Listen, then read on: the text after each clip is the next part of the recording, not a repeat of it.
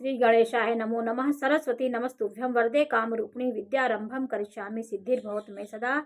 शिव शक्ति को coat coat प्रणाम। मेरे श्रोतागणों, मैंने आपको ज्योतिष शास्त्र में मेडिकल ज्योतिष के बारे में कुछ जानकारियां मैं आपको दे रही हूँ कि मैंने आपको कल ये बताया था कि जैसे हमारा शरीर पूरे ब्रह्मांड इसमें समाया हुआ है।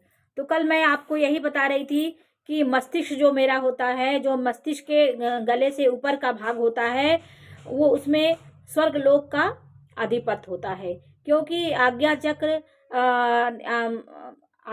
ये जो हम ध्यान करते हैं, उस ध्यान से हम उस कोट पे पहुंच जाते हैं कि हम सारे स्वर्ग लोक ब्रह्मांड का दर्शन हम अपनी बंद सूक्ष्म दृष्टि से हम उसको देख सकते हैं।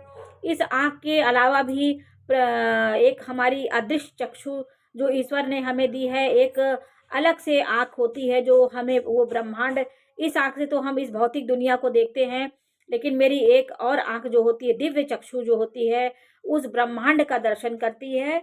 तो आज मैं आपको यही बताई थी मैं कि गले से ऊपर का जो भाग होता है मस्तक, वो हमारे स्वर्ग लोक का उसमें अधिपत्य होता है।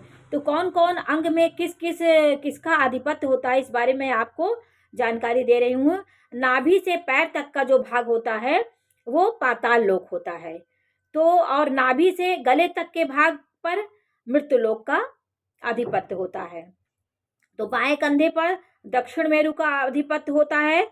तो मैंने इसके बारे में आपको हड्डियों व अस्थि पंजर पे पर्वतों का अधिपत्य होता है, और मेद मज्जा और सप्त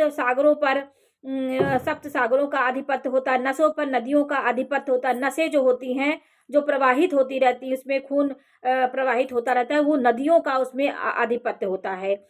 और सप्त नाड़ियां जैसे जो मेरी सप्त नाड़ियां चलती हैं, इला पिंगला सुषुम्ना, ये नाड़ियां जो हैं, ये सब हमारे इसमें सप्त मारुतों का अधिपत्य होता है। मारुत माने हवा, जो ये हमारी नाड़ियां इला पिंगला जो सांस हम लेते हैं, जो ये सब चलता है, उसमें हमारे वायु देवता का सप्त मारुत मतलब सप्त वायुओं का अधिपत्य होता है। शरीर के 9 द्वार होते हैं। 9 द्वार में 2 नेत्र होते हैं, 2 नथुने होते हैं, 2 कान होते हैं, मुंह व 2 उत्सर्जन अंग। मल त्याग मल मूत्र करने का स्थान, उसको उत्सर्जन अंग बोलते हैं। और अंगों पर 9 ग्रहों का अधिपत्य होता है।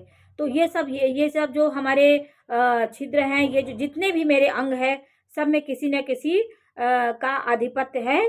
तभी ये हमारा सब अपना अपना काम कर रहे हैं। ब्रह्मांड में हर सृष्टि, हर एक अपने कर्म से आबद्ध है, अपने कर्मों से उनका खेल चल रहा है। हमारे शरीर में भी हम वाणी जो बोलते हैं, उसमें भी जिस देवता का माँ सरस्वती का वास है, वो अपना काम कर रही है। नथुने में हमारे छिद्र हैं, उसमें सारे देवताओं का निवास है। तो हमारा ये ब्रह्मांड में जैसी रचना चली, वैसे मेरे शरीर में भी वो देवता का स्थान होता है। तो मैंने आपको आज यही बताया कि कैसे हमारे ग्रहों में पूरा ब्रह्मांड हमारे शरीर में समाया हुआ है। तो आज मैंने आपको इसकी जानकारी दी। नमस्कार।